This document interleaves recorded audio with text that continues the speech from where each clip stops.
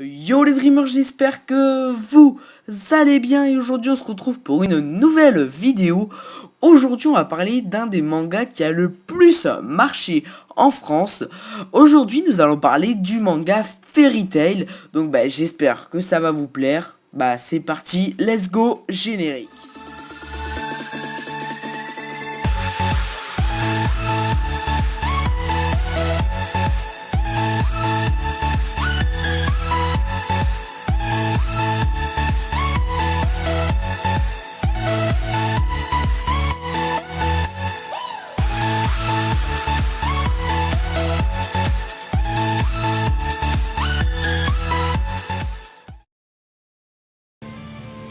Et comme je l'ai dit, aujourd'hui nous allons parler du manga Fairy Tail. Fairy Tail est un manga de type shonen, écrit et réalisé par Hiro Mashima.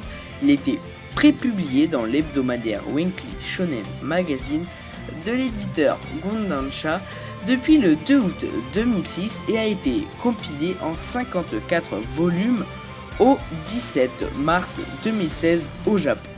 En France et en Belgique, le manga est publié par Pika Édition depuis le 10 septembre 2008. Face au succès, le manga a été adapté en animé avec une série télévisée d'animation diffusée depuis octobre 2009. Il compte 7 OAV et un film d'animation sorti par les studios A1 Pictures et Satellite au Japon. En France, l'animé est diffusé depuis le 3 juin 2011 sur Game One. Et voilà, c'était la partie un peu ennuyante de la vidéo. Maintenant, je vais vous dire ce que c'est Fairy Tail, parce que oui, vous, derrière votre écran, vous ne savez pas forcément ce que c'est Fairy Tail. Du coup, je m'en vais vous le raconter. Dans le royaume de Fjord, il existe parmi le commun des mortels, des hommes et des Quoi je dois arrêter la voix grave. Ah, c'est pas dans le script. Ah non, c'est pas que c'est pas dans le script. C'est juste de la merde. Ouais, d'accord. Je le refais sans voix grave alors. Dans le royaume de Fjord, il existe parmi le commun des mortels des hommes et des femmes qui manipulent la magie. Ils sont appelés mages. Pour mieux les contrôler des guildes, les guildes sont des endroits où les mages se réunissent et font des travaux afin de gagner des joyaux. Les joyaux sont la monnaie de Fjord. Donc je disais que les guildes ont été créées et mises sous la responsabilité du conseil des mages par l'intermédiaire des maîtres de guildes. Voilà, je vous ai présenté l'univers du manga, parlons un peu des personnages. L'histoire se focalise principalement sur les missions effectuées par l'une des équipes de Fairy Tail composée de Natsu Draknir, le chasseur de dragons du feu, Lucy Ertfilia, constellationniste, et Happy, un chat bleu pouvant voler et parler, qui seront très vite rejoints par Erza Scarlet, la mage chevalier, et Grey Fullbooster, mage de glace. Ils seront rejoints au cours de l'aventure par Carla, une chatte blanche. Une chatte. Quoi? C'est pas marrant? Ah, je la ferme. Mais non, mais arrêtez! Non, c'est bon, c'est bon!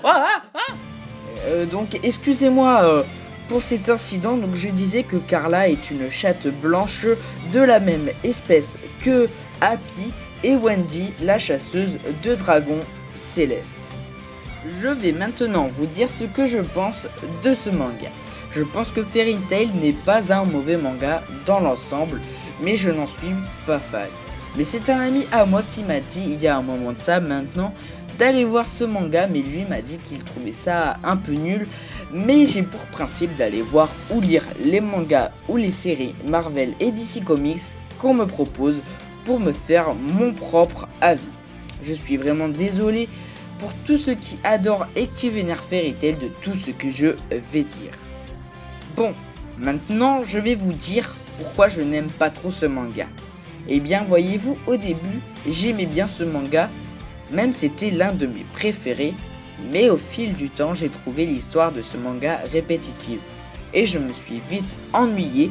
Mais après il faut dire que au niveau des musiques épiques ou pas que propose l'anime, qui sont, il faut le dire, super sympas, et au niveau de la qualité du dessin, on peut dire aussi que c'est un très beau coup de crayon autant au niveau du manga que l'anime.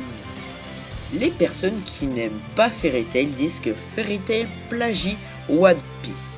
Comme un des exemples les plus connus, ce sont les deux personnages principaux des deux œuvres qui se ressemblent beaucoup, non physiquement, mais plus mentalement. Ils aiment tous les deux manger beaucoup, ils aiment beaucoup la viande, mais ils sont prêts à tout pour sauver leurs amis. D'après plusieurs sources, Hiro Mashima, le créateur de Fairy Tail, a été l'assistant de Eiichiro Oda, le créateur de One Piece, pour ceux qui ne savent pas.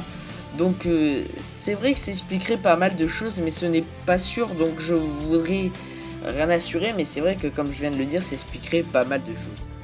Il y a aussi pas mal de personnes qui disent que Fairy Tail est un énorme fanservice au niveau des filles du manga, car elles ont des énormes, voilà, faut le dire, hein, des énormes paires de meules. Mais Hiro Mashima a expliqué que son manga Fairy Tail était un manga de type shonen et ecchi. Je le rappelle, un manga ecchi est un manga où les filles aiment bien montrer leur forme et ce n'est surtout pas un manga pornographique. On ne voit aucune partie intime de aucune partie du corps. C'est juste, on voit les formes des filles et tout, c'est ça. Donc c'est ce qu'a dit Hiro Mashima pour expliquer les gros paires de meules des filles. C'est vrai que quand même, elles ont des énormes paires de boobs. Vive les gros nichons, les paires de seins comme des ballons. En porc, en poire, ovale ou rond, faut du volume sous le téton. Et vive les gros nichons, les paires de seins comme des ballons. Vive les gros nichons, les paires de seins comme des ballons. En porc, en poire, ovale ou rond, faut du volume sous le téton. Et vive les gros nichons.